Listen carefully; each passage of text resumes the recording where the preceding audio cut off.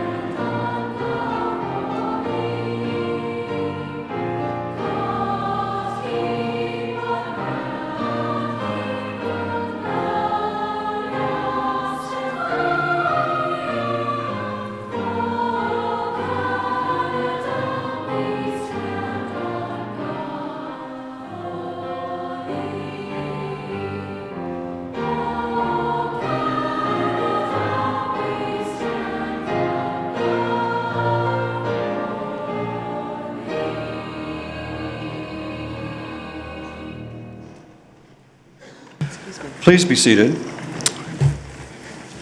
We'll now have our opening prayer and our moment of silent reflection, and then we'll begin the meeting proper. God, grant us understanding and patience that justice, truth, and honesty may be evident in our decisions. Make us mindful of the needs of the people throughout the town of Oakville. Help us govern with the wider community in mind, and so create in us a desire for progress and responsible action. We ask this in your name. Amen.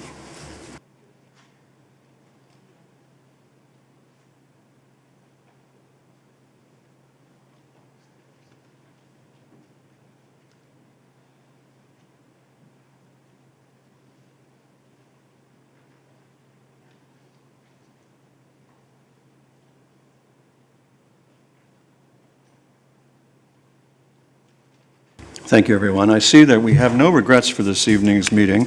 Council, are there any declarations of pecuniary interest? Thank you. You have before you the minutes of previous council meetings. How do you wish to proceed with those? Councillor Elgar? Councillor Elgar moves adoption of the minutes of the regular session of council of June 20th, the confidential minutes of the closed session of council on June 20th, the minutes of the regular session of council on June 27th, and the confidential minutes of the closed session on June 27th. I need a seconder for the motion. Councillor Knoll, all in favor? Opposed? They are adopted. We have no public presentations, but we have a number of delegations. And to accommodate the flow of the meeting, what I'm proposing to do is to move those into committee of the whole and have them associated with the item that they're related to. And so we'll skip over that for now, and we come to our standing committee of the whole reports. And you have before you the 2012 Budget Committee report of June 27th, the Community Services Committee report of June 28th, and the Administrative Services Committee of June 28th. Councillor Johnston? All three committee reports are moved by Councillor Johnston and seconded by Councillor Khan. All in favor? Opposed, if any. Those reports are adopted. I now need a mover and seconder to resolve into committee of the whole. Councillor Lapworth, Councillor Robinson, all in favor? Opposed? We are in committee of the whole. Now, to clear away the agenda so that we can devote ourselves to the things that the public are here for, I would like a mover of a recommendation concerning item C2, and that would be that item C2, dealing with personal matters about an identifiable individual, be withdrawn from the July 4th, 2011 council agenda. Councillor Knoll? Thank you. All in favor? Opposed? That item is withdrawn. And now I'd like a mover for the recommendation that Council's strategic plan and 2011-2014 work plan be approved. Councillor Johnston, all in favor? Opposed, if any? That too is adopted. And now we come to item 3. And on item 3, we have 2 registered delegations, and that item is the banning of shark fin and cartilage products. Madam Clerk, would you call the first registered delegation? The first delegation is Phil Gillies, Wild Aid Canada, regarding the banning of shark fin and cartilage products, item 3 of this evening's agenda. Mr. Gillies, welcome to the meeting. Council looks forward to your information. Thank you, Thank you, Your Worship, members of council. It's a little temperamental. Very good.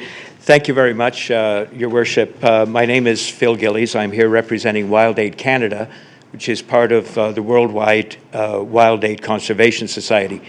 But actually, I know I knew some of you from past incarnation when I was MPP for Brantford, and it's very good to see some of you again after all these years. I want to speak in support of the motion as put forward by Councillors Damoff and Khan, and very briefly go through why the conservation and environmental movement generally would very much like to see the town of Oakville become part of this worldwide move to ban shark fin. Briefly to describe the situation, sharks are being hunted worldwide rapidly to extinction. About 75 to 85 million a year are being killed for the very valuable fin, which is used in soup and other forms of Oriental cooking. At this rate of culling, sharks will be hunted to extinction within the next 12 to 15 years. And that has dire consequences for the oceans, for the ecosystem, and for mankind. And I want to stress, if I may, councillors, this is not an esoteric concept. We're not talking about something airy-fairy here. If there are no sharks in the ocean, sustainable fish stocks will disappear. Your families have a stake in this. If you ever open a can of tuna to feed your family, you have a stake in this, because if there are no sharks, there will be no tuna. And it's very, very important that this trend towards shark extinction be reversed. The way the shark's fins are harvested is another issue. It's a particularly brutal practice called shark finning. It's not economically viable for the fishermen to kill and bring in the entire animal. Sharks are pretty big, as we all know. And what they do is actually haul the animals on board their ships, remove the fins, very often while the animal is still alive, throw the still living animal back in the ocean and leave it to bleed to death. It's a horrible practice that's been condemned pretty generally around the world. That practice of shark finning has been illegal in Canadian waters since 1994. It's been illegal in the European Community waters since 2003. And last year, a bill in the U.S. Senate by Senator John Kerry made it illegal in U.S. waters. And yet the trade continues, for the most part, illegally. Shark fin consumption, possession, and trade has been made illegal in the state of Washington, Hawaii, Guam, several other small jurisdictions, and as of last week, the state of Oregon, and Brantford, Ontario. Because I seized upon this as a very important issue that I would like Canadian governments at all levels to start dealing with. And as I, on behalf of Wild Aid, went across the country, some of the federal, provincial, and even municipal politicians in the larger municipalities were saying, I think this is a good thing, I think we should do it, but we don't necessarily want to stick our necks out and be the first. So I said, fine, what if I get my hometown of Brantford to ban shark fin, then you won't be the first. And they went away thinking they were never going to see me again. Well, on May 24th, Brantford, Ontario became the first municipality in North America to ban the sale, possession, and trade in shark fin. As a result of that, within days, the motion was introduced at Toronto City Council, and some days after that, Councillors Damoff and Khan stepped forward with the motion that's before you. And I can tell you that we have had contact with municipal politicians in Hamilton, Sudbury, Calgary, Vancouver, all indicating that the similar motions will be coming forward there in the next number of weeks and months. Let me address some of the concerns that I think may be on your minds. First of all, why should we as a municipality have to deal with this? Isn't it really more of a federal or provincial issue? I guess the short answer to that is yes. The federal government should be dealing with this. And we think they will, but there's been a reluctance to do so. There is a small shark fishery with about 20 or 30 licensed fishermen in Nova Scotia. And political considerations are holding the federal government back from doing this. We've had private members at Queen's Park say they would like to bring in a private member's bill at the legislature and intend to do so. But again, there are political considerations, especially with the provincial election coming up in October. And so I draw an analogy to smoking legislation. I think municipalities are often the ones who lead the way on these important health and environmental issues. And when there's a sufficient critical mass of communities saying, we want this done, then we will see the provinces and the federal government fall into step. So I would put that forward. Secondly, enforcement may be a concern. I would just suggest to you that the way Brantford decided to deal with that is that they are going to enforce it on a complaint basis. They're not going to be going out raking through people's kitchens or medicine cabinets looking for shark fin products. But where there is a complaint, it's being dealt with. In that particular municipality, being dealt with by the animal control people. Thirdly, municipal interest. Is there a definable municipal interest in controlling the trade and consumption of this substance? I would argue there is. First of all, as a matter of health, shark meat and shark fin are loaded with toxins. Being a top-level predator, they eat all the fish that have toxins in them, and sharks live a long time. So the consumption of this product is very, very unhealthy. Secondly, it's a law and order issue. You cannot identify the point of origin of an individual fin. So if you have a restaurant with a basket or a jar full of shark fin, some of it almost certainly came from Canadian, American, or European community waters, which in essence means that those fins are in your municipality as proceeds of crime, because harvesting in those waters is illegal. Thirdly, I would suggest to you a very practical consideration. The motion as put forward in Toronto on June the 14th has tremendous momentum. We're well on our way to having 10,000 signatures on a petition there. The motion passed the introductory stage at Toronto Council, and I have, at this point, every expectation that it is going to pass committee stage and finally in full council in the fall. As a result of that, some of the outlets selling shark fin in the city are going to be probably looking to uproot themselves and move. And they may be wanting to move into surrounding communities, including Oakville. And I would just suggest to you, do you really want that trade coming into Oakville just because they have to leave the city? And I don't want to lead you to that conclusion, but I hope you would come to the conclusion yourselves that it's not something you really want here. So I conclude on that note. The environmental movement, not only in Canada, but across North America, is watching what's going on here with great hope and anticipation. I know Oakville has a well-deserved reputation as an environmental leader on both local issues and issues without your boundaries. And I would hope that you would take this step that will help, frankly, lead Ontario and Canada into banning shark fin products. Thank you, Your Worship. Thank you, members of council. Thank you, Mr. Gillies, for your information. Are there questions for the delegation? Thank you. Councillor Bird. Thank you very much for your delegation. You indicate in the party, your package here, which you just got, that the Brantford bylaw, and you alluded to it. Do you actually have a copy Yes. of their bylaw that you could leave? It's in the package in the gray folder, Councillor Bird. It's attached to the notice of motion from Toronto. So it's It's bylaw number 65-2011 of the Corporation of the City of Brantford. Okay, it just says, it's just a one line, which says, "No person shall possess, consume, sell, or offer for sale, trade, or distribute shark fin or shark fin food products anywhere in the city of Brantford?" That's right. And what is the penalty for doing, Uh, for contravening the bylaw? It's being, it will be, if it comes up, it'll be prosecuted under the Provincial Offences Act, which allows for fines of up to $5,000.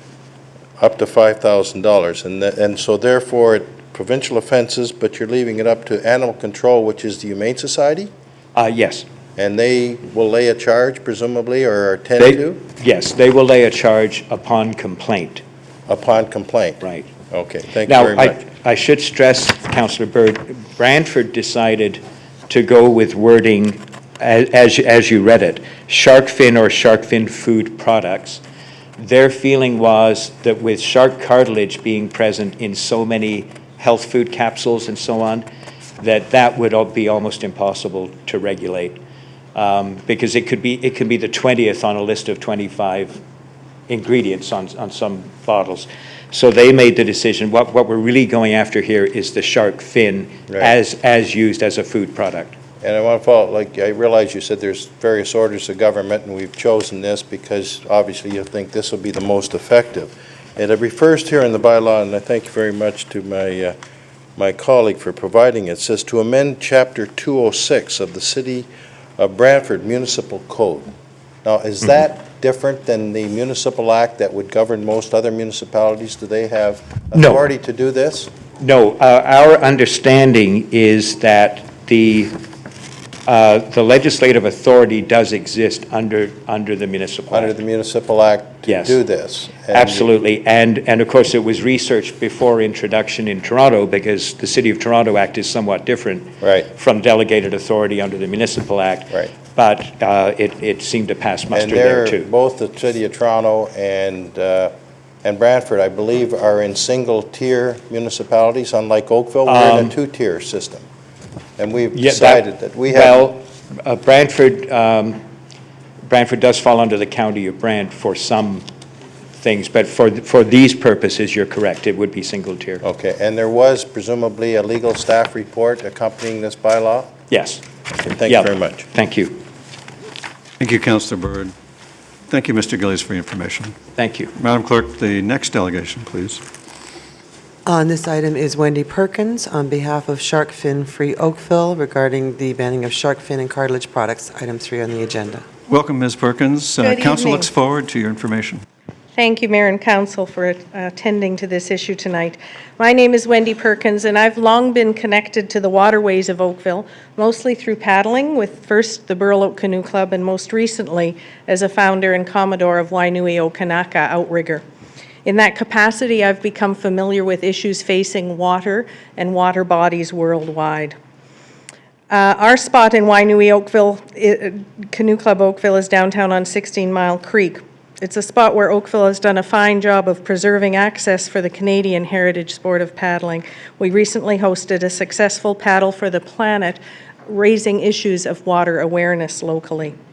I've become deeply aware of the state of our Great Lakes and the world's oceans. Both have been in trouble for a while now. But often the problems haven't received the attention that they deserve. That's probably because it's hard to understand the damage that's being done unless you see it firsthand. And many people only see the water from the comfort of a shore or a beach. However, recently people have started to sit up and pay attention, as startling new reports on the plight of the Earth's waters have gained international attention. I'm sometimes asked, why make this a local issue? I ask you to consider how similar is this to what has happened at Love Canal a mere 40 years ago, which was called a national symbol of a failure to exercise a sense of concern for future generations. 40 years ago in Canada, they were saying it was impossible to delete fish stocks in our oceans. It just couldn't happen. We now know that it can. Now we're seeing shortages and near extinction of many species of marine life. It is time to take local action. Dr. Alex Roger, the Scientific Director of IPSO, the International Program on the State of the Oceans, was succinct in his findings that he presented to the United Nations. He said, "A mass marine extinction event is imminent if we don't work to improve the ocean's health right now. With the cumulative effect of what humankind does to the ocean, the implications become far worse than we had individually realized. This is a very serious situation demanding unequivocal action at any and every level. We are looking at consequences for humankind that will impact in our lifetime and worse, our children's and generations beyond." Oakville Council's response tonight is important for all of those reasons. Shark Fin Free Oakville is a local movement to support this work, and we've gathered over 300 signatures on an online petition in support of this motion. Among them are Mr. Gord Phippen and his students at Deercroft Montessori School, who've been studying the world's waters for 3 years now and made a presentation on it at the United Nations. And other prominent Oakvillians such as Dr. Jason Lee. Dr. Lee is a local naturopath and health practitioner. He's strongly in favor of this motion. I commend to you the work of Phil Gillies and of Wild Aid Canada, of Sharkwater Productions, Inc., and the United Conservationists in this regard. I thank Councillors Damoff and Khan for their strong support of this motion and urge your informed passing of a bylaw preventing the sale and distribution of shark fin products in Oakville. Thank you. Thank you for your information. Are there questions for Ms. Perkins? Thank you very much for coming tonight and sharing your information. Councillor Demoff, you have the floor. Thank you, Your Worship. I want to acknowledge and thank Wendy Perkins and Phil Gillies for taking the time not only to bring this to our attention, but the efforts that they've made to make sure that this important issue is brought to Town Council. Wendy spoke about the importance of our waters and our ecosystem, and Mr. Gillies has described the horrific practice of shark finning and the impact on shark populations, and also explained quite well the role a municipality can and should play in banning shark fin. The town of Oakville has always been a leader when it comes to environmental stewardship. Banning the possession, sale, distribution, and consumption of shark fin in Oakville would clearly show our leadership not only in Ontario but in North America. There is municipal jurisdiction for this move, and it is within our ability as a municipality to ensure that illegally obtained shark fins do not find their way into our town. I met today with John Lamb, who is the owner of the Bronte Chinese restaurant in Hopedale Mall. Bronte Chinese restaurant does not serve shark fin soup, and Mr. Lamb feels that shark finning is an awful practice. He discussed with me how shark fin soup is made and that it does not add any flavor whatsoever to shark fin soup. He compared shark finning to cutting off people's arms and legs and leaving them to die. He's fully supportive of our bylaw to ban shark fin products here in Oakville. While a local bylaw will not solve the problem, it will take the first step in bringing attention to the issue and also ensuring shark fin does not make its way into our community.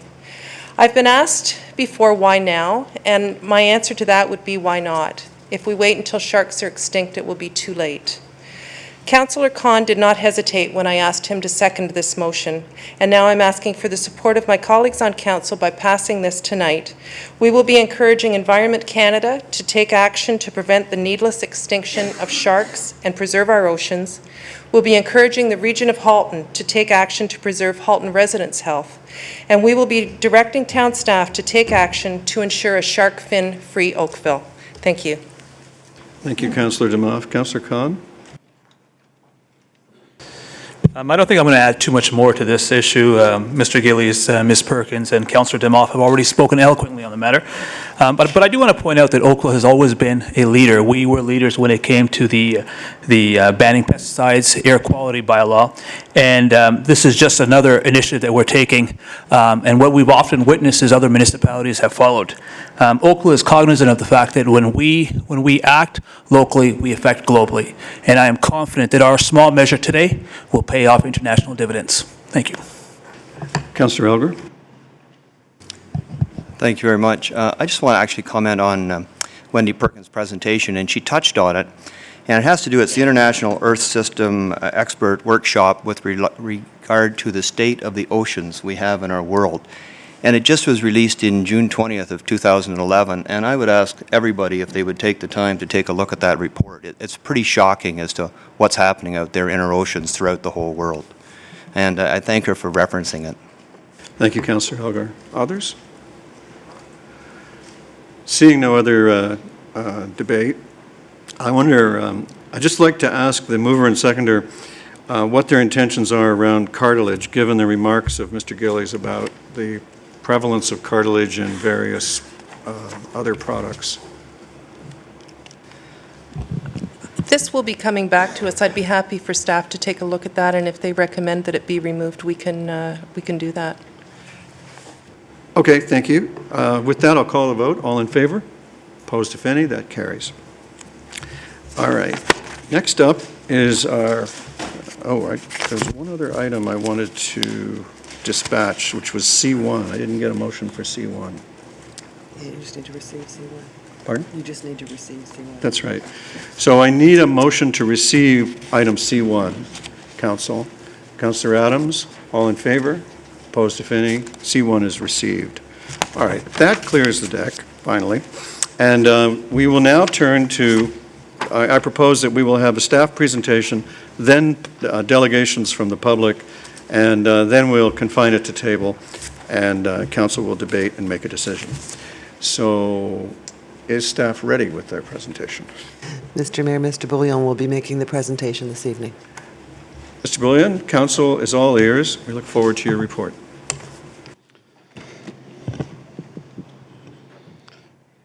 Mr. Mayor and members of council. At the ASC meeting of May the 10th, 2011, staff presented a report containing two recommendations. First, that an amendment to the taxicab bylaw be approved, that being bylaw 2011-024. Second, that council provide direction with regard to the potential introduction of an ambassador plate taxicab license issuance model. The ASC recommended approval of these recommendations as modified in recommendation number 2, requesting staff to prepare an ambassador-type plate taxicab license issuance model for consideration in the year 2012. On May the 16th, 2011, Council voted to defer consideration of the item until tonight's meeting. At that time, Counsel for Oakville United Taxi advised that his client would respond to Council's request for financial information and that BMA Management Consulting would prepare a written review updating its earlier 2009 report for Council's consideration. The staff supplementary report now before you addresses the new 2011 report from BMA, which is attached to your attached to your agenda as Appendix A. In addition, BMA's 2009 report is also provided as Appendix C. The original staff report presented on May the 10th is also included as Appendix B, and the proposed amendment to the taxicab bylaw is found in the bylaws section of your agenda. A further confidential submission has been supplied containing the third-party financial information provided to the town from the brokerages, owners, and drivers. As noted in the staff report on this evening's agenda, staff disagrees with the conclusions reached by BMA. To summarize, I offer the following. On April the 9th, 2009, Council directed staff to look at the plate issuance formula, with consideration being given to introducing a lower ratio than 1 to 2,000, that is, 1 taxicab per 2,000 of population. Staff surveyed 9 municipalities in the GTA, including the City of Burlington. As a result of objections at that time, Council then directed staff to broaden the survey. The survey base was expanded to include locations across Canada and North America. That survey determined that a ratio of 1 cab for every 1,540 people was average. BMA described the survey exercise as misleading and meaningless, overly simplistic, and not supported by sound empirical evidence. But as I pointed out in my report, in Oshawa, when BMA conducted an extensive survey, they concluded it was a widely used method, and 1 to 1,500 was comparable to other municipalities.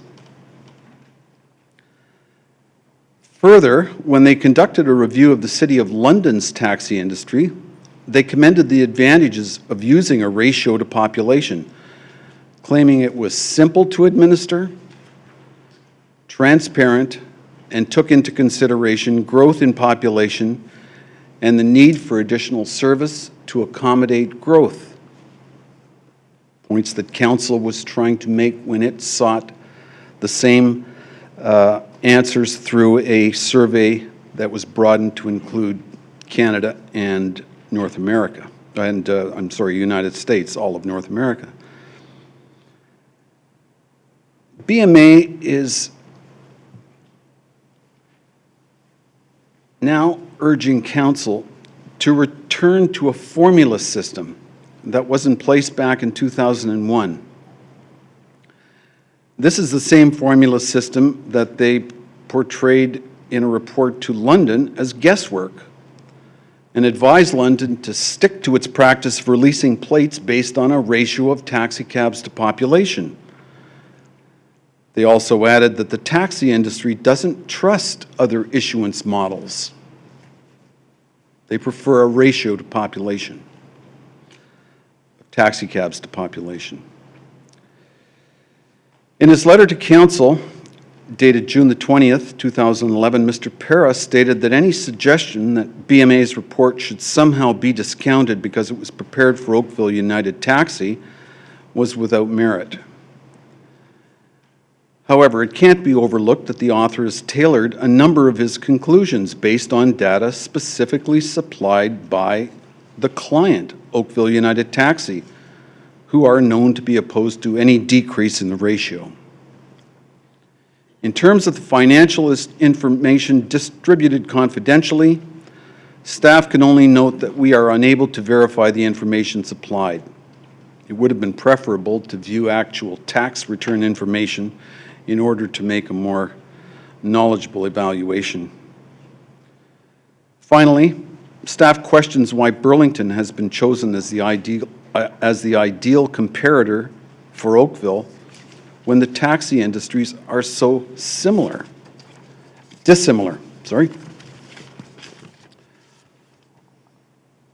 On a final note, staff would point out that the region of Halton's best planning estimates have been revised since staff prepared the amending bylaw. In accordance with the new estimates, an alternate plate issuance formula has been created for Council's consideration. Option, if approved, this issuance formula would replace the one contained in Clause 7 of the amending bylaw, and the bylaw should be approved as revised. That concludes my comments, Mr. Mayor and members of Council. Thank you, Mr. Bullion. Excuse me one second.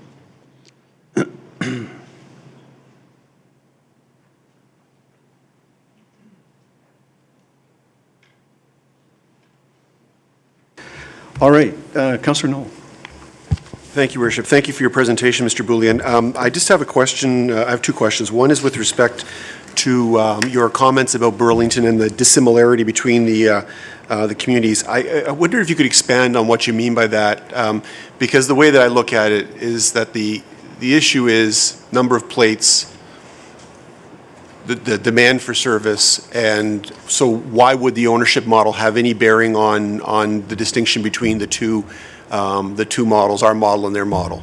I don't really quite understand where you're coming from. I do understand the different distinctions, how theirs works versus ours, but why does that make a difference? Why is that important to tonight's debate?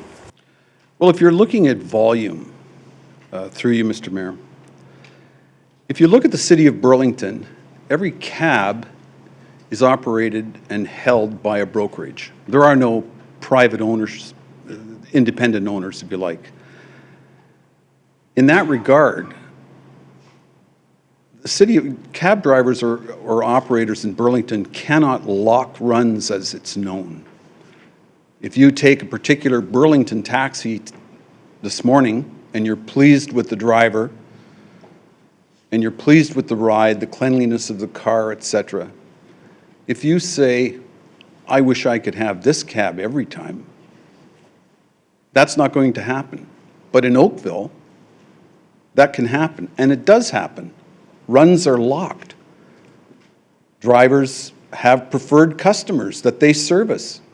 And I mean, this happens with the advent of the cell phone. It's just one of those realities. And those fares do not get recorded. They don't show up on the dispatch sheet. The driver or the owner, operator, simply books off the air and proceeds to service his locked runs. Okay, but how does that change with the issuance of additional plates?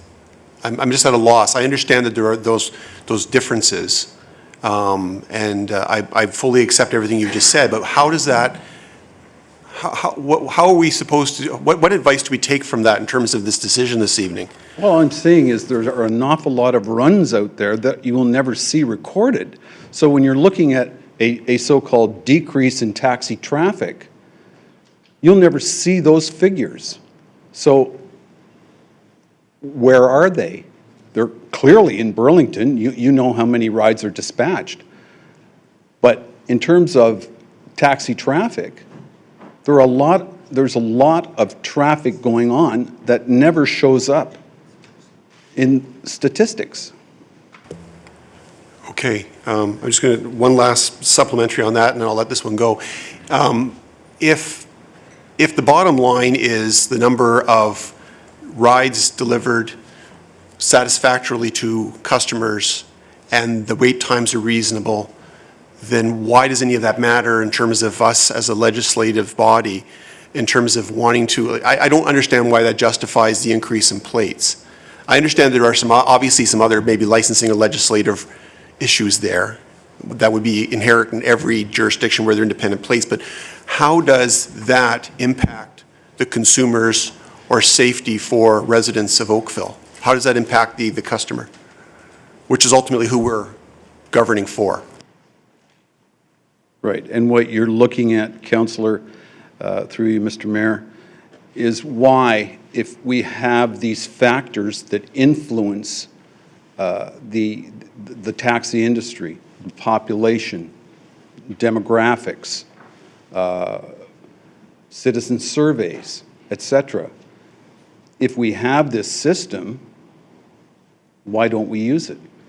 Which is what BMA is saying to the town. Return to 2001 and take those factors into consideration, which we call guesswork. So we were asked to look at a ratio and compare it to other municipalities and come back to council, and that's what we did. I can't say that there's no validity to certain factors, but how do you weight them? So the comparison of Burlington relates more to the methodology as opposed to the increase in plates. Is that accurate? Yeah, there are significant differences. Okay, so I understand where you're coming from there. The second question is, with respect to the research that you've done or that has been done on behalf of the town, who conducted that research? I guess the peer review, not the peer review, but the jurisdictional reviews, et cetera. Was that done by a third party or was that done in-house? In terms of the information that's been provided, that you've provided us in terms of other jurisdictions, their percentages, because you've cited that 1540 is an average across multiple jurisdictions, correct? Yes. Where was that, how was that information extrapolated? How was it gathered? Yeah. Over the phone. So, but it was done by staff as opposed to a third party? Okay. Oh, yes. Thank you, Mr. Bullion. Thank you, Your Worship. Thank you, Councillor. Councillor Demoff. I know it was in one of the reports, but how many years have you been advocating for the ratio that's before us tonight? Through you, Mr. Mayor, I would say, I think I mentioned at ASC back in May 1982, when Glen Abbey was coming on stream.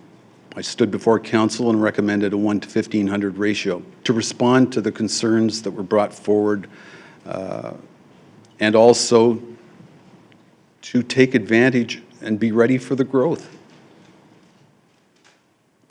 My other question has to do with enforcement and poaching, and if we're going to grant more licenses, if I'm going to the airport, which is a good run for a cab driver to have because it's quite expensive to go out there. If I Google taxi Oakville and to try and find a number of companies come up that are not Oakville companies. I don't think we can actually regulate how they are listed on Google. But is there any way of enforcing that Oakville residents should be using Oakville cabs? Through you, Mr. Mayor, the difficulty with the web is the way certain words are attached to an ad. It will, for example, a limousine, the system will draw taxi to it. So when you call up Oakville Taxi, you might see 8 listings, maybe more. When we have followed up with them, the majority of them are limousine operators. And they don't actually commit an offense until they've taken a fare, not as an unlicensed limousine in the town of Oakville. But they can advertise. There's no contravention in advertising. And it's difficult. And a lot of the numbers sometimes are stale because the web is never updated and Google just keeps pulling that information up every time. And we run into that a lot also with other licensed businesses, bed and breakfasts specifically. Thank you, Councillor. Councillor Elgar. Thank you. Mr. Bouillon, you referenced both Oshawa and London with the BMA study, but I wasn't clear who funded the study. Who in Oshawa paid for the BMA study? Who in London paid for the BMA study? I know in Oakville it was paid by one of the taxi companies, but I'm concerned, and I would like to know who the other 2 were paid for by. Can't categorically state it, Councillor, but I'm assuming that it was done for the respective municipalities. The answer was quite different in those 2 locations as to how the ratio should be derived, as That's opposed correct. to this present, as opposed to in Oakville here. That is correct. Thank you. Thank you, Councillor. Councillor Khan. Thank you very much. I'm just following up on what Councillor Knoll was talking about.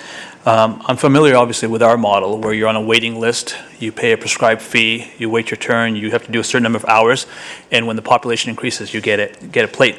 But in Burlington, the brokerages own all the plates. How many brokerages are there, first of all, in Burlington? 3. So then how do you decide who gets the plate once that number is achieved? I believe they have to prepare a business case and present that to the council. And so this is just touching on, again, what Councillor Knoll was saying about the fundamental difference with respect to the issue at hand today.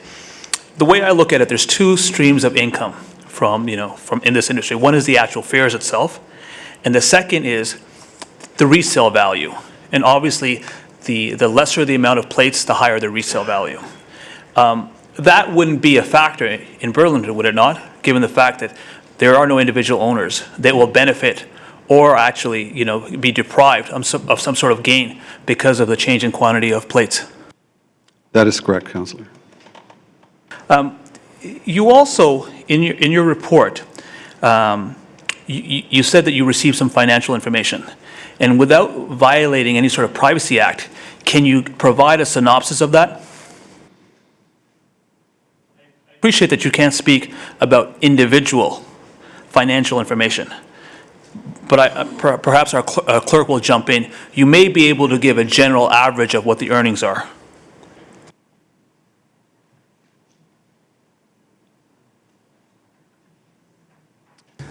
Counselor, you have the same information that he received, and I don't think it violates any confidentiality to say that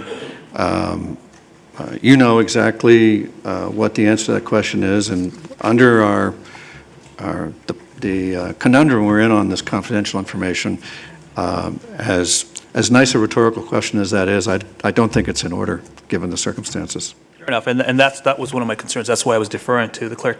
The last question I have for the time being is that I noticed that in the report there, the BMA report, it said that there was a decline of 29% in dispatch over the past how many years? I'm not sure, over the past 2 years or 3 years. On the other hand, you have another brokerage that said that they've had an increase in the number of dispatch calls. Is that symptomatic of business going from one brokerage to another? How do you reconcile the differences in numbers that we're getting?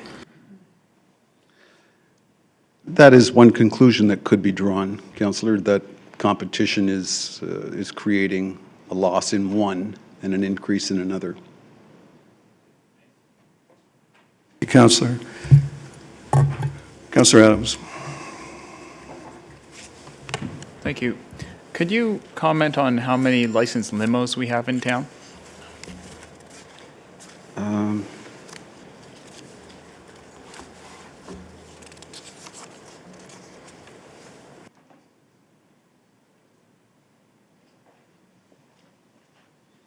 We have one licensed limousine company. Okay.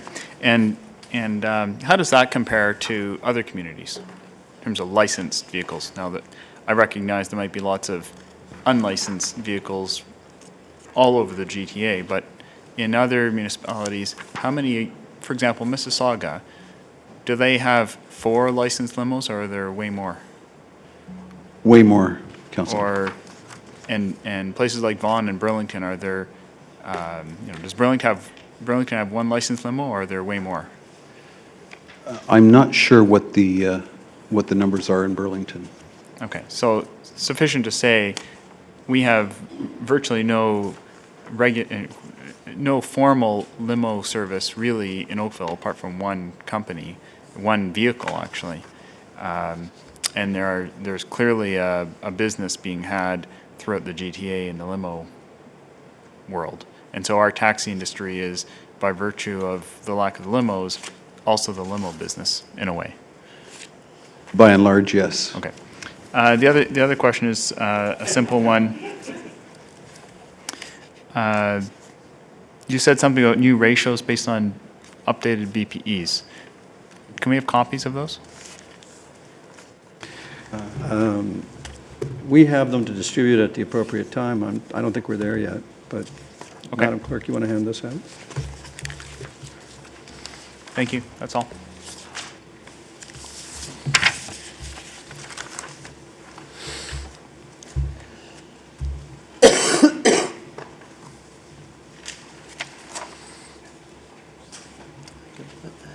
Actually, you could put it up, I could put it up with that. just this. Yeah, all right.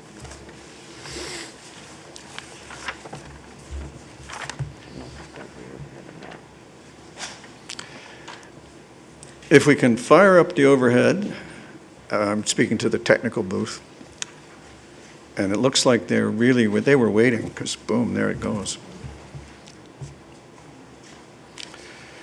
So if you turn to the previous version of the bylaw, you'll see that, let me get you the page number.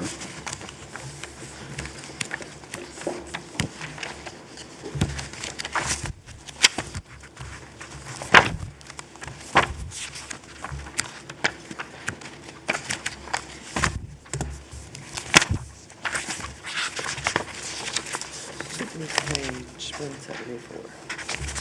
174. I don't think we have 174. It's in the bylaw section. All right.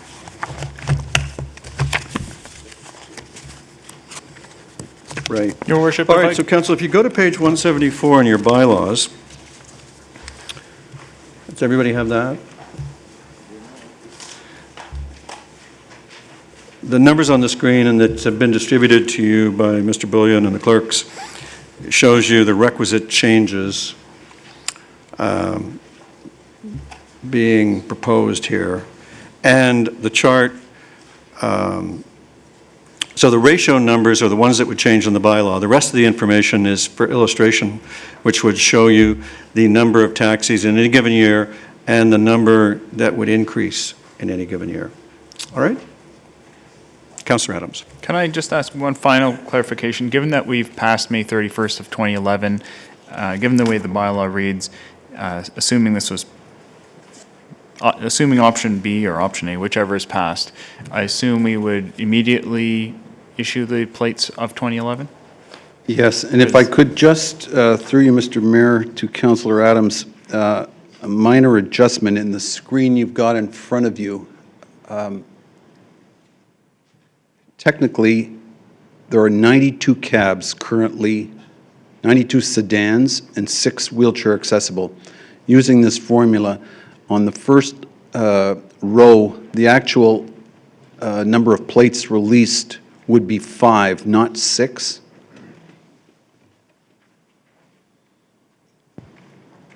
In 2011. You can correct that typo, Council. Councillor Khan. Thank you. BMA questioned the methodology of staff's report, and the issue that they raised, and I'm hoping that you can provide an explanation for this, is that they say on page 45 of the BMA report, the incorrect number of taxis, and their argument is that while the town of Oakville excluded accessible taxis in the comparative analysis of the town's inventory of taxis, 90, it was included in a number of municipalities such as Winnipeg, Burlington, Oshawa, Richmond Hill, and Whitby. In other words, what they're saying is by artificially manipulating the numbers, you skew the actual ratio. Yes. Councillor, we depended on the information that was supplied by the various licensing personnel in those districts. The information was gathered last summer, and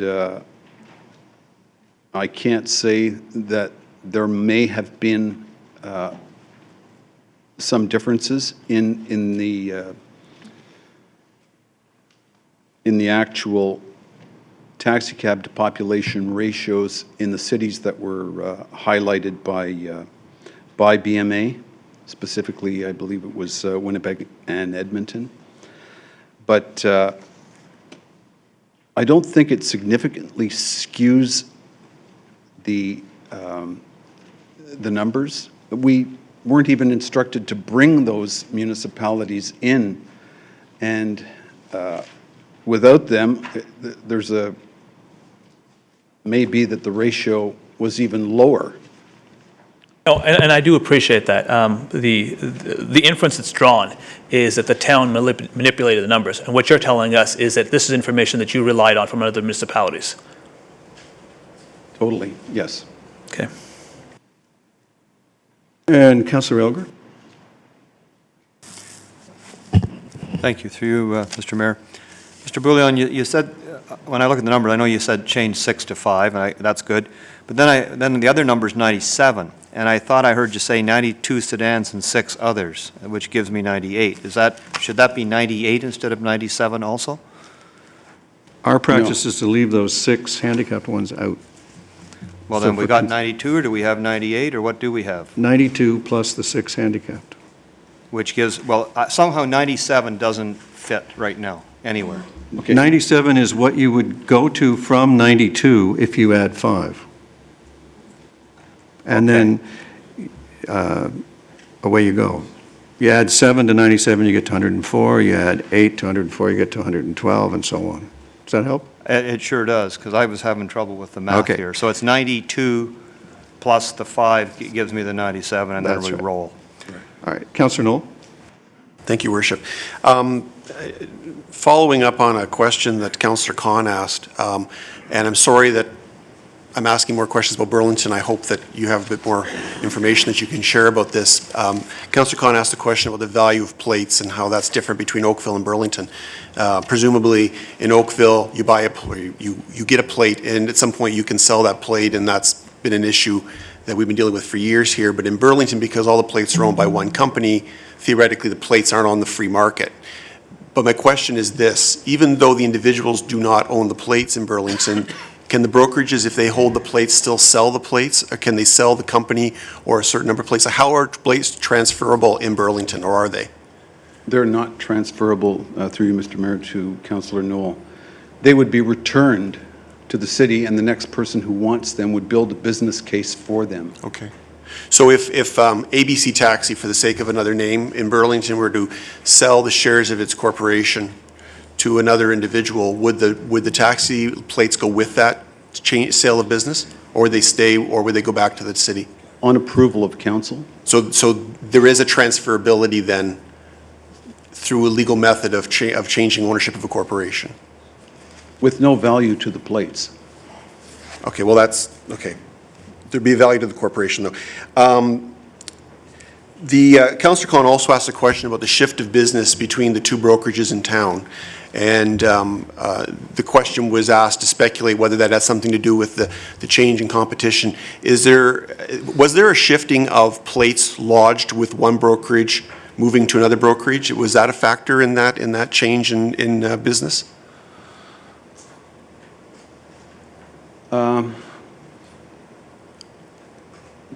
Are you indicating that, I'm sorry, I'd like you to clarify Sure. that question? Since the Martinos sold Halton Taxi and under new ownership, it's my understanding that a number of plates, I don't know how many, maybe a dozen, maybe 10, moved from one brokerage to the other. Is that a fact? Is that information correct? Yes. And would that potentially explain the shift in revenue that Councillor Khan was referring to earlier? Well, without the business, adding 10 plates wouldn't necessarily increase your... But one went down and one went up. Yes. Okay. Just going back to factors around the research that you did in order to arrive at your comparator number, your 1540 as being the average across the board. When you reviewed the number of companies or the number of municipalities that you contacted by phone across North America, did you look at any other factors at all, or did you simply look at the population comparators? Exclusively, it was population. We were directed to look at similarities, but it was very difficult to find that uniqueness, a municipality that was very similar. So we tried to at least look at locations that were near larger cities, but oftentimes I have to tell you that the contacts we made 3 times as many contacts as we've actually listed here. Several people refused to provide the information, never got back to us, so a lot of the information you have was from those that participated in the survey. I can understand that. I mean, it's not their job to call us back, right? But would you agree with the notion, though, that population and proximity to a large city isn't necessarily the only factor that would impact on the demand for taxi business? Oh, certainly there are other factors. So tourism, hospitality, that sort of thing? Thank you. Yes. Thank you, Worship. All right. Any others? Madam Clerk, I think it would be appropriate now to call our registered delegations. Would you please call the first registered delegation? The first registered delegation is Jim Bruzizi, BMA Management Consulting, Inc. And I'll just have the technical people take the overhead down for this period of the meeting so that it's available for any delegations to use. Thank you. Of the decimal letters?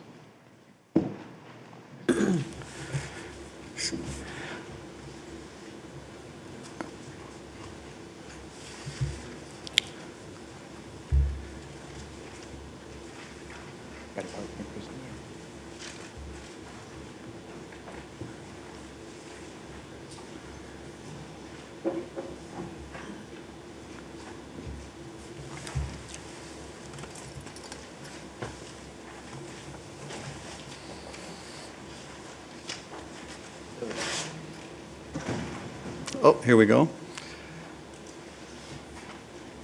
There you go. A technical miracle has taken place. Welcome, Mr. Bazizzi. Council looks forward to your information, and we hope that there'll be no more feedback on your microphone. And if you could point it at yourself, it'll be good for everybody to hear you. Thanks. Okay. Thank you, Your Worship, members, Council. My name is Jim Braziz, and I'm president of BMA Management Consulting, and we have undertaken numerous taxi studies in various municipalities in the province of Ontario. Based on our findings, we think that lowering the ratio is moving the municipality in the wrong direction. Since November 2007, the ratio was changed to 1 to 2,000. Previously, I believe it was 1 to 2,500. So over that period of time, 21 plates were issued over 2 years, a 31% increase. And staff are now recommending a ratio of 1 to 1,540, which is a 44% increase. And we see no rationale in the report for lowering the ratio. I think there was a question from one of the councillors, is there going to be an increase in demand? And we don't see evidence of a large increase in demand. So to keep the same revenue stream amongst all of the stakeholders in the taxi industry, obviously what you have to do is increase the revenue stream by 44%. And that would be through increased demand or increased fares.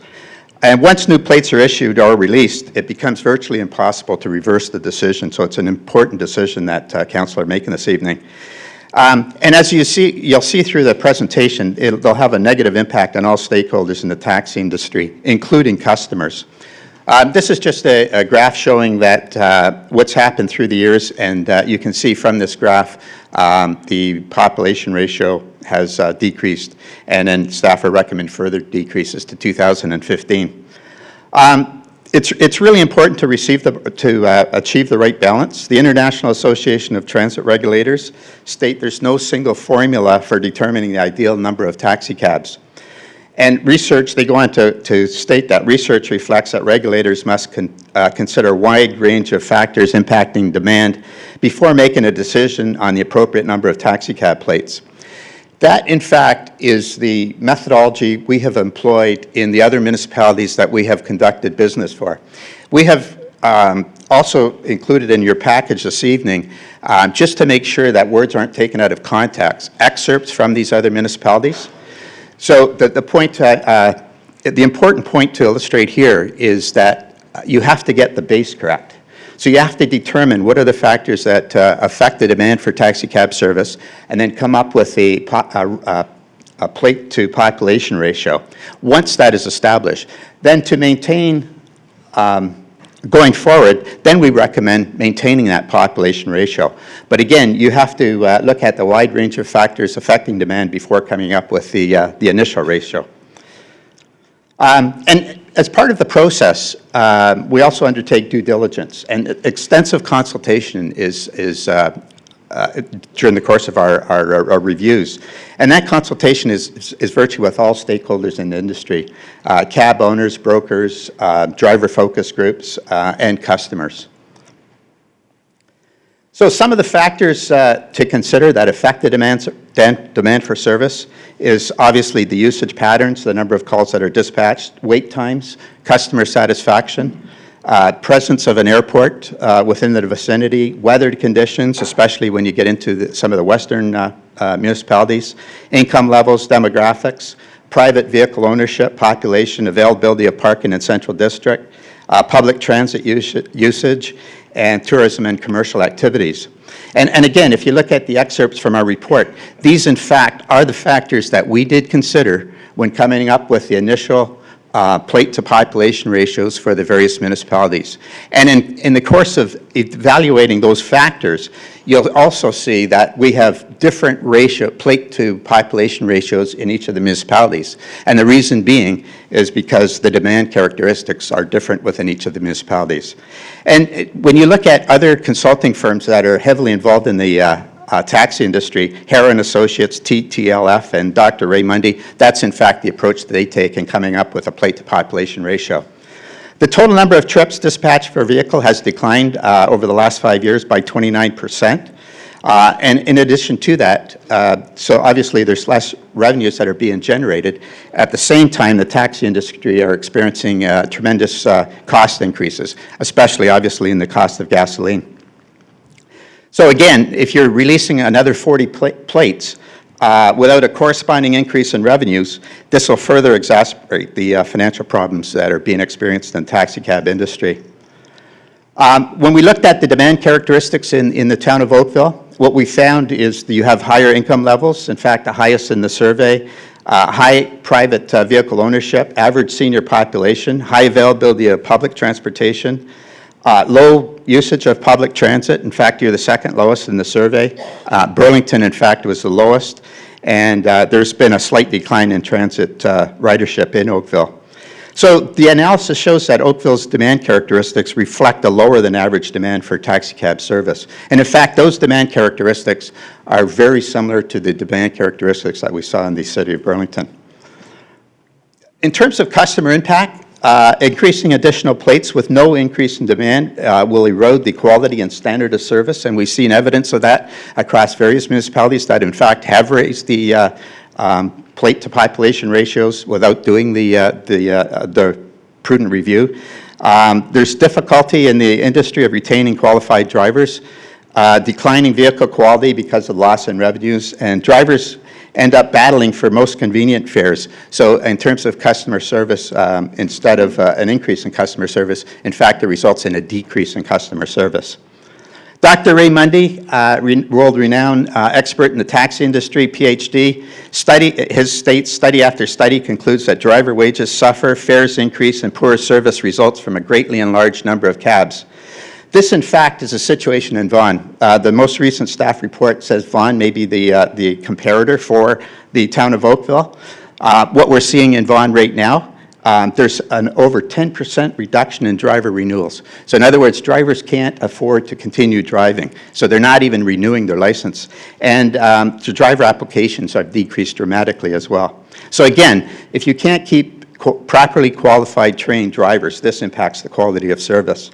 Customer satisfaction, the last customer satisfaction we saw in the town of Oakville was actually November 2007, and there was no problems with regard to the survey results. In 2008, in a committee meeting, staff indicated there was no complaints, and we've heard of no complaints to taxi wait times. And the town has not provided any evidence that there is a problem in service. So we fail to see what the problem is that the town is trying to resolve. Industry standards suggest a 15-minute wait time is considered acceptable. And in fact, in Oakville, 99% of the time it's less than 10 minutes. When we look at Burlington, who does conduct customer surveys, and they have extremely high results from the customer surveys, they use 15% or less wait times 98% of the time. And again, their ratio is 1 to 3,100 with the same demand characteristics. There have been, as pointed out, some benchmarking errors, significant errors in the number of taxis, especially in Winnipeg and Edmonton, where you look at the ratios in these markets, and they were overstated by 71% and 86% respectively. In fact, in Winnipeg, the number of taxi cabs that were used is the total number of taxi cabs within the total province of Manitoba. And no consideration of other factors in doing the benchmarking analysis were considered. And in fact, when you look at some of those jurisdictions in the benchmarking, a number of them have airports right within their jurisdiction, which is a huge, causes great demands for taxi service. Edmonton isn't comparable. Many of their taxis are a single shift. So a direct relation to population is meaningless to Oakville. Climatic conditions in western municipalities, the taxi cab industry in the cold winter months increases by about 33% in the western municipalities because of the climatic conditions. And then obviously tourism activity in some of the municipalities affect the activity. So no conclusion can be drawn from the town's benchmarking.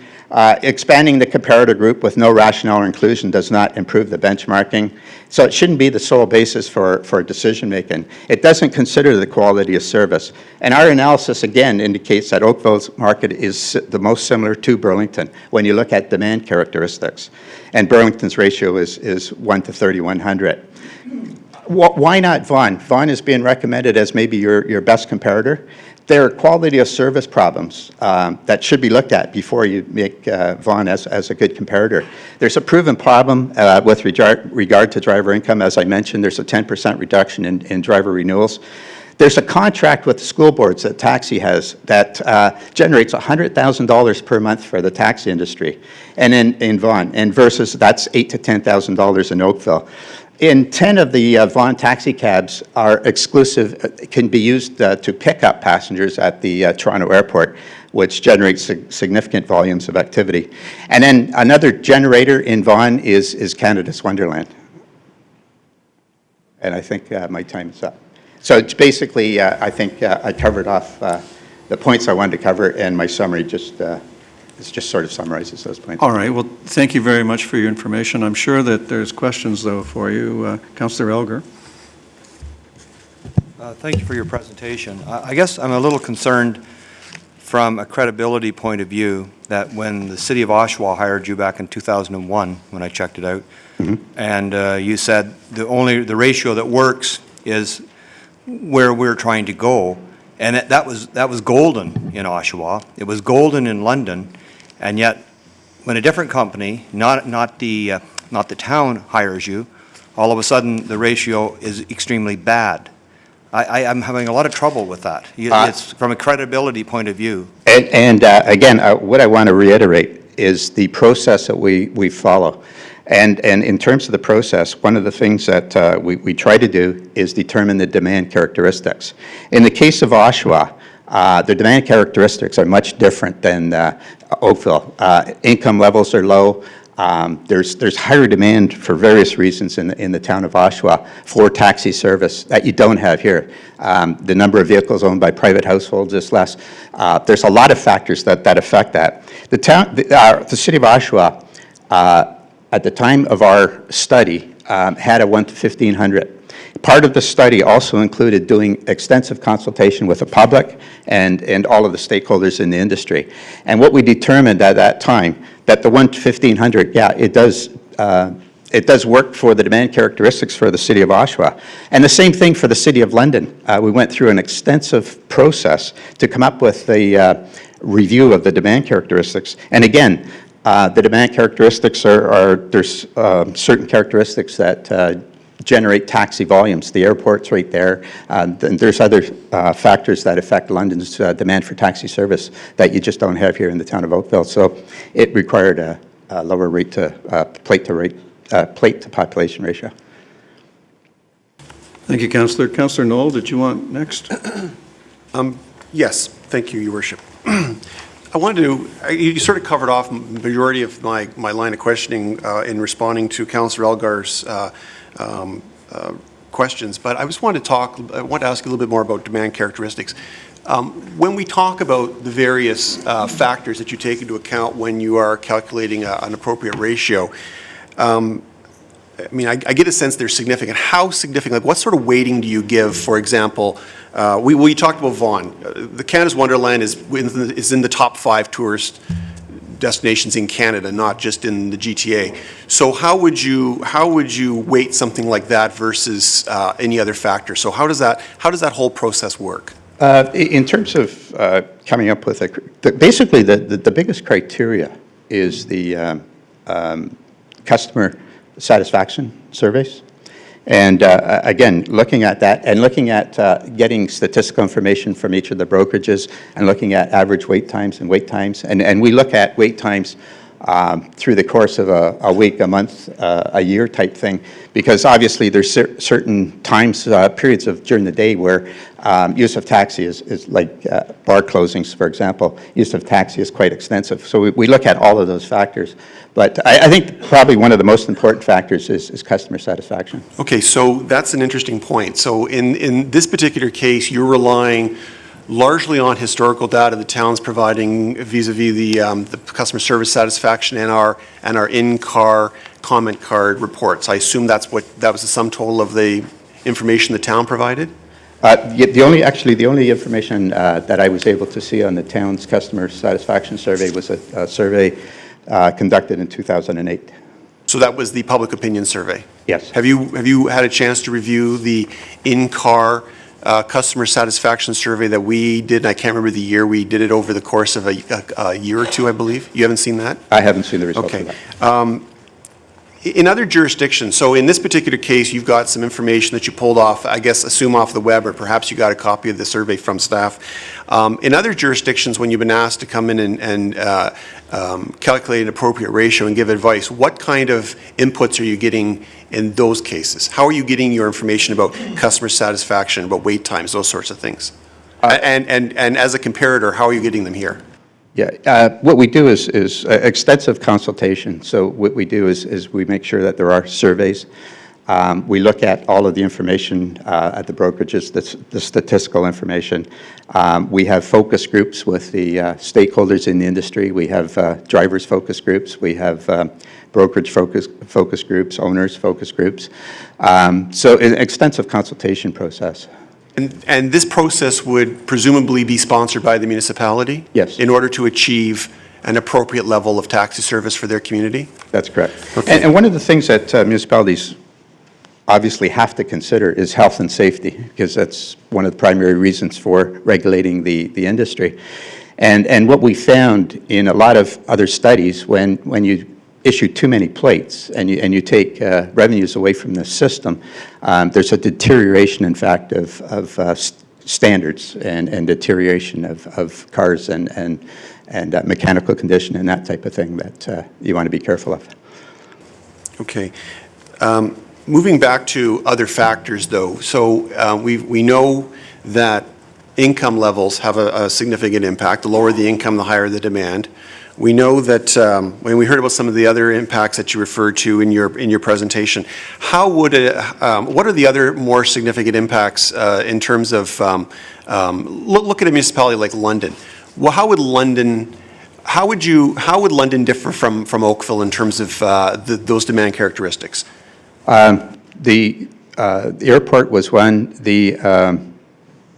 Looking at the public transit is a good indicator of usage of public transit, including taxis.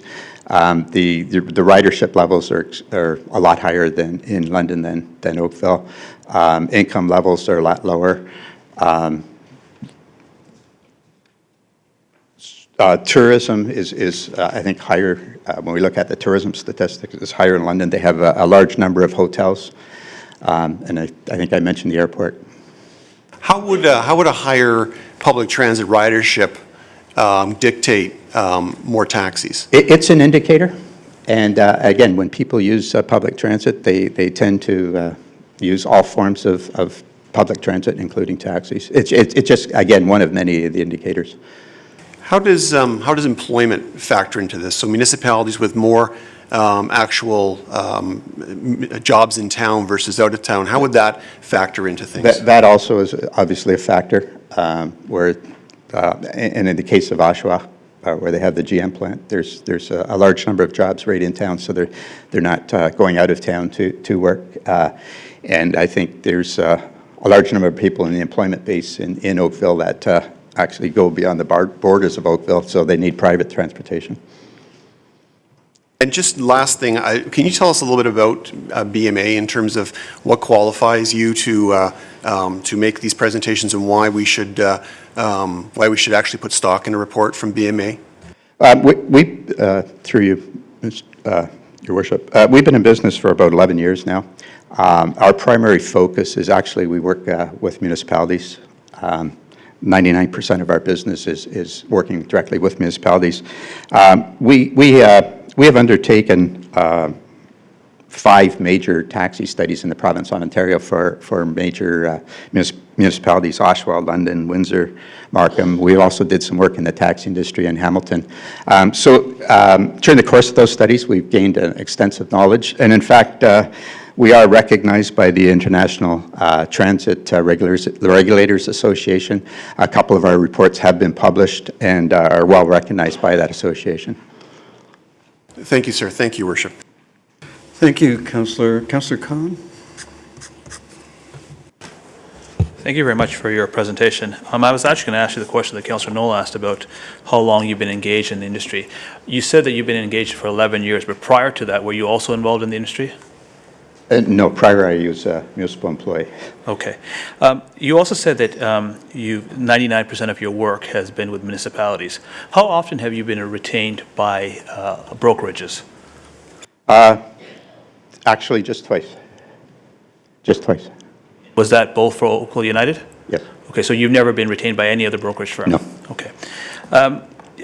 There's something interesting in that, given your 11 years' experience, you must have some sort of understanding on what an average taxi owner or driver makes annually, like a household income. What does that vary from municipality to municipality? The income of a taxi driver? Now, I couldn't comment on that. That's sort of beyond the scope of the engagements that we've been involved in, looking at drivers' incomes. When you've been retained by municipalities, that's not been one of the issues, the scope of your report to consider how it would affect income levels? No, the objective of the analysis that we've undertaken for the municipalities is looking at the taxi industry and coming up with recommendations with regard to health and safety and customer service. So then you can't comment on whether or not there would be any dire effects. You have no experience to comment on whether or not there'd be any dire effects from an increase or decrease in plates. I can comment just from looking at the,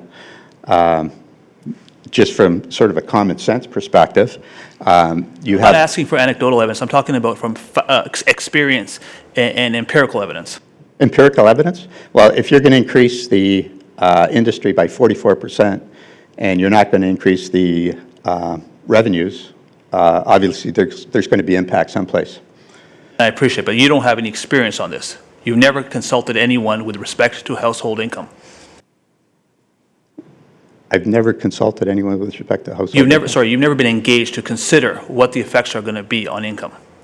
To the tax industry, no. Okay, you make a correlation between, and I'll let you explain this because staff have challenged you on this assumption that you've made, a correlation between annual household income and the demand on the number of dispatches. Can you comment on that, please? Yes, that is one of the recognized indicators of taxi demand. When you look at research, that is an indicator, and research shows that as household income increases, demand for taxi decreases, and so that is one of the recognized indicators that are being used in the industry. That was one of the issues that our staff had with why you hadn't questioned Vaughan, given their level of income and also given their number of high vehicles per household.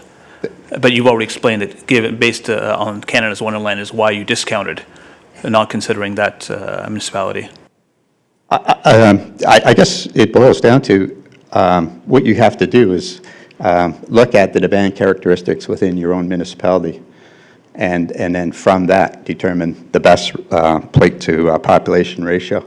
And if you're going to do benchmarking, what I would suggest is you look at the service that is in the municipality you're benchmarking with, and see if there is any significant differences from the demand characteristics and the quality of service that you're expecting.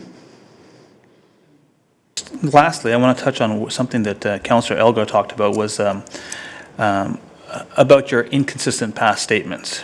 And you suggested today that you need to look at every municipality individually and look at the circumstances of that municipality when preparing a report. But in your report, you suggest today that Oakville should be using a formulaic approach, which considers, number of calls dispatched, number of seniors, number of hotel rooms, okay? But in your 2004 report that you made to, who was it, City of London, you don't get into any of that detail. You don't say based on the circumstances. In fact, you criticize the formulaic approach on a wholesale basis. You say the decision on weighing these factors is at best an educated guess. The disadvantage of using a formula is that it requires additional administrative work, is more difficult to understand, and is not as transparent to the industry as a ratio to population. Under those circumstances, you're advocating a ratio to population formula. He didn't say that based on the circumstances here. It was a wholesale rejection of the formulaic approach. But now you're going back to that and saying that this is what approach we should be taking. That's taken out of context. What that report was referring to in that paragraph was on a go-forward basis. What we did is we looked at the demand characteristics. We determined the plate-to-population ratio based on those characteristics. And on a demand or on a go-forward basis, the question that they asked us is, should we apply a formula approach as we go forward, or should we just, now that you have the base correct, apply a plate-to-population ratio? And our recommendation on that was apply the plate-to-population ratio because it's much more administratively easier to and more transparent to the industry to operationalize. So it's on a go-forward basis. It's not on the initial coming up with the correct base. Now, whether or not it's on a go-forward basis or not, you criticize the formulaic approach for saying that it's an educated guess at best. I mean, that's irrespective of whether it's going forward or not. You were critical of it. Are you still critical of it, or are you not? We are not.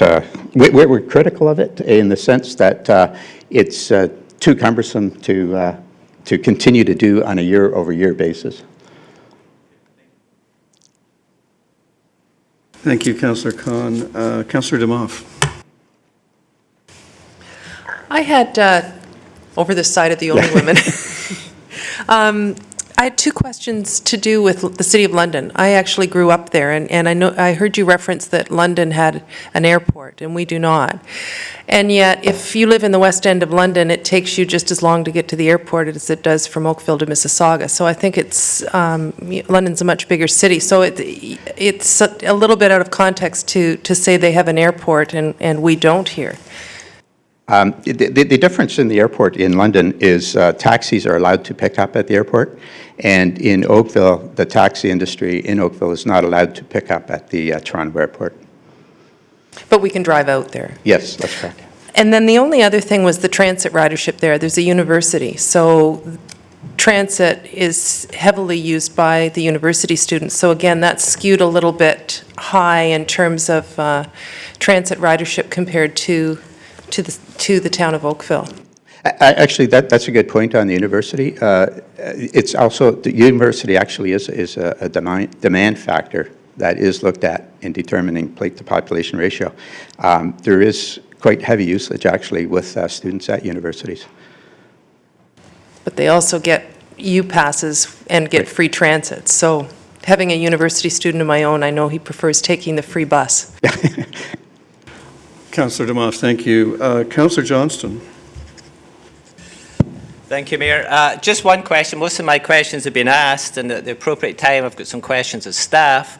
But I noticed tonight you mentioned how important customer surveys are, yet in the London report you say they're only useful and not statistically significant. You got any comment on that? I said that in the London report. I'd have to review that to see again. Page 4 of your handout tonight. Oh, okay.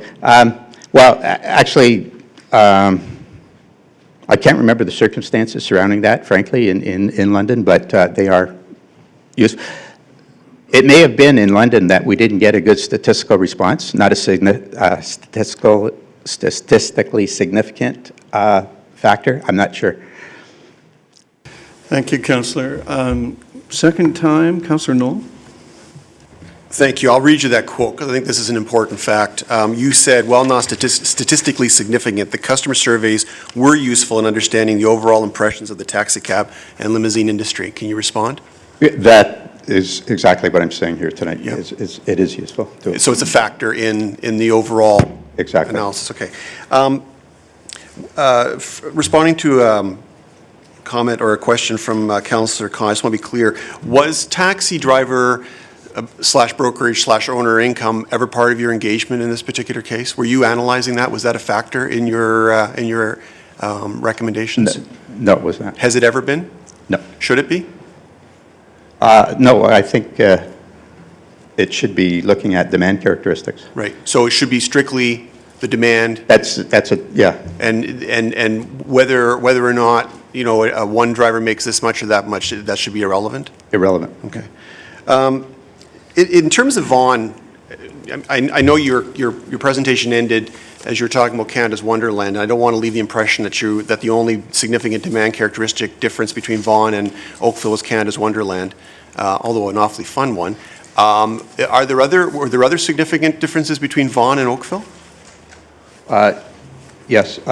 Again, well, there was an issue with quality of service. We had discussions. No, other than that, like in terms of demand. The other one was the school board, Right. the significant contracts that the taxi industry has with the school board. Generates about $100,000 a month to the taxi industry. And again, these school board contracts in the town of Oakville are not as lucrative. Do you know anything about because you talked about some of the other aspects being things like accommodations and employment levels. Do you know if Vaughan is much different than Oakville in that regard?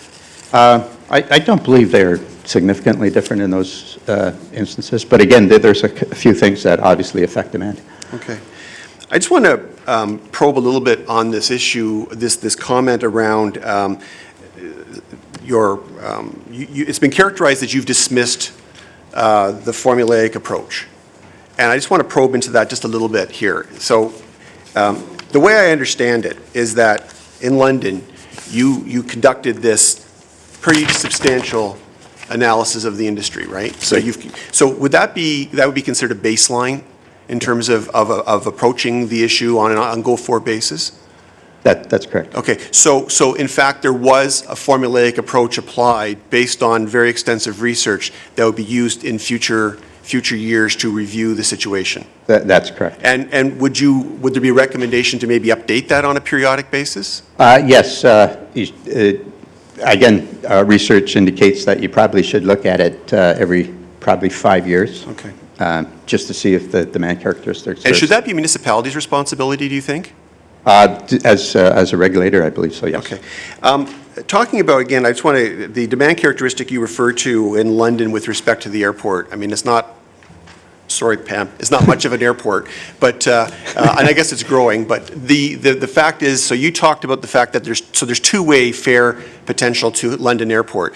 Do they have the same impact around fare poaching that we have here either? Like, so for example, in Oakville, there are cabs and limousines all over the place that are coming into town, picking up our people, whisking Oakville people away. And do they have that same kind of scenario in London? No. So if you need to go to the airport in London, you need a cab. That's correct. You can only call London Cab, or can you call a brokerage in another? They have a limousine service as well. But it's a regulated service provider Right. in London. Yes. Thank you very much, sir. Councillor,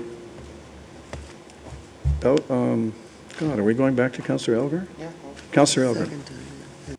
Yeah, sorry, a second time. And We have a first-timer who has surfaced, Councillor Bird.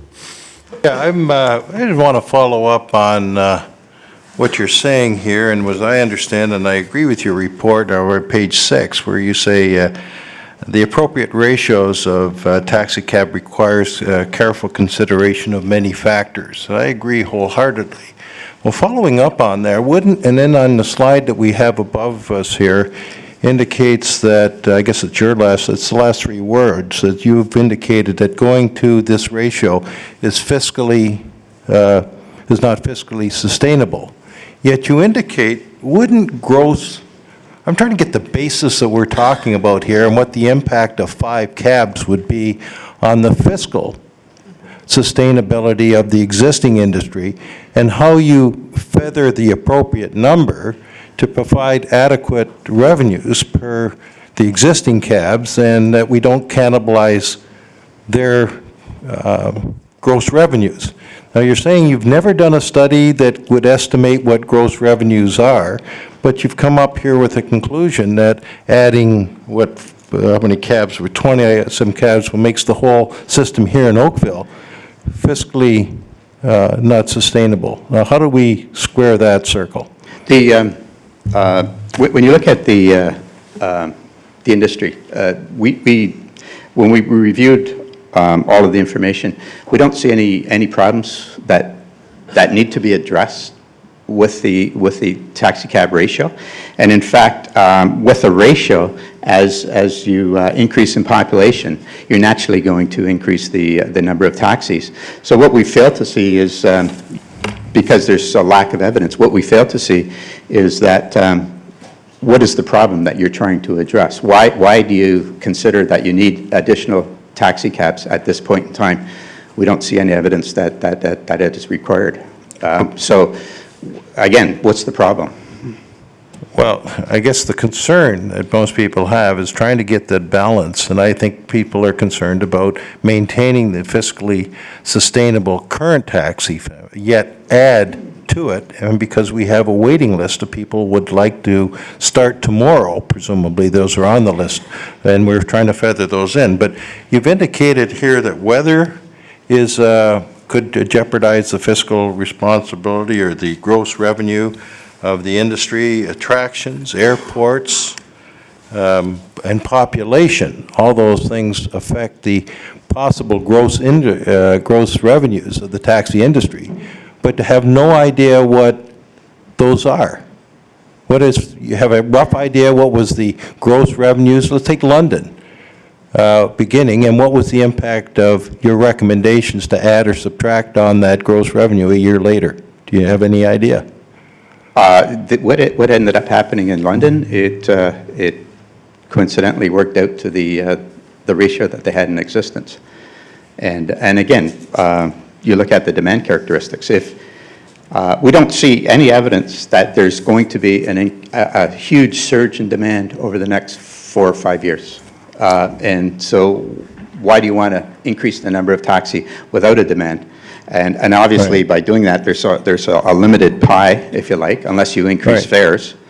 I'm trying to get what the size of the pie and what the impact would be of 5 plates. And you've said it's going to be, it's not sustainable, and I can't figure out, we don't have a base, so we have nothing to go on.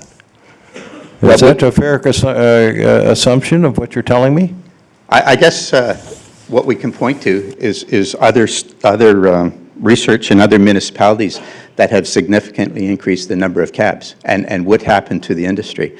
And what we saw, and it's not just our research, it's specialists in the taxi cab industry across North America, and all of the research is consistent. When you increase the number of cabs without increasing demand, there is going to be a deterioration, okay, of service. Okay, well, then I'll go try it another way. What across North America is the average gross revenue of a taxi cab? I don't know.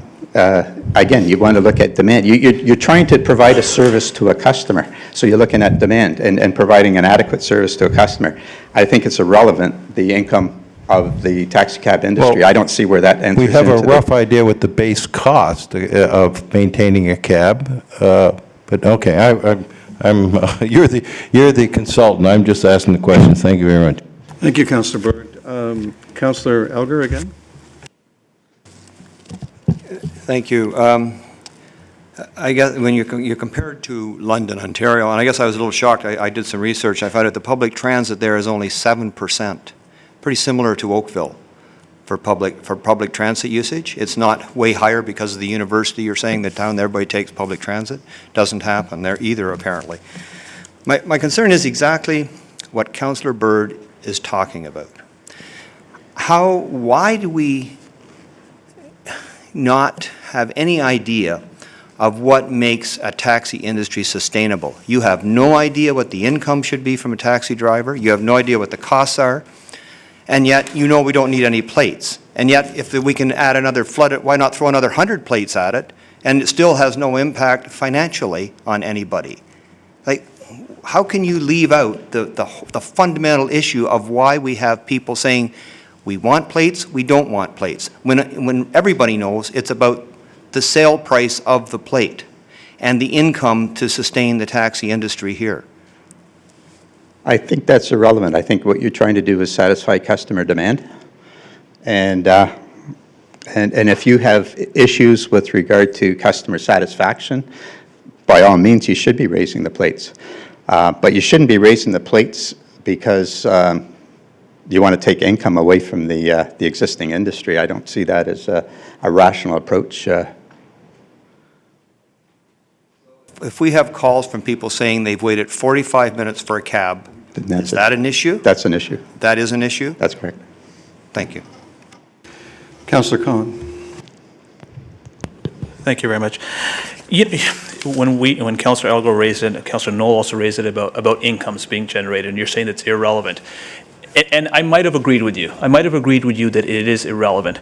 But it became relevant as soon as members of the industry came before this council and said, if you change the numbers, you're going to take away our bread and butter. Our livelihoods depend on it. We're already making well below what we should be. They made it an issue, not this council. So we said, fine, provide us your financial statements so we can look at it. So having said that, I understand your position on this. This town council and our predecessors are partly responsible for this conundrum that we're in. We artificially created this economy. Okay, we restricted the number of plates, and as we restricted the number of plates, we increased the value of those plates. We increased the resale value of this place. Of all the issues that have come before this council, this is probably the most logical because it's self-serving. People who don't have plates want plates. People who already have plates say there's enough plates. There's an economic rationale to it. And so getting out of this conundrum, we're trying to figure out how we go, as you said, go forward.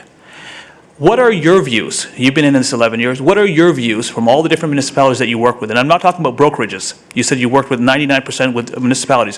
What are your views about ambassador plates? That wasn't part of the scope of and my view of you as an expert witness. I think what you have to do is sort of look at the situation where ambassador plates are already in existence and determine if they're working or not.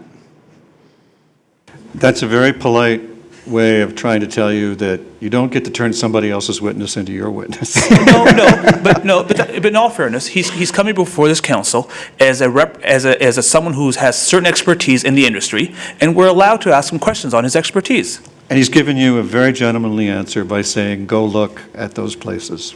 And you've given me a gentlemanly answer to, okay, enough, Max. I really think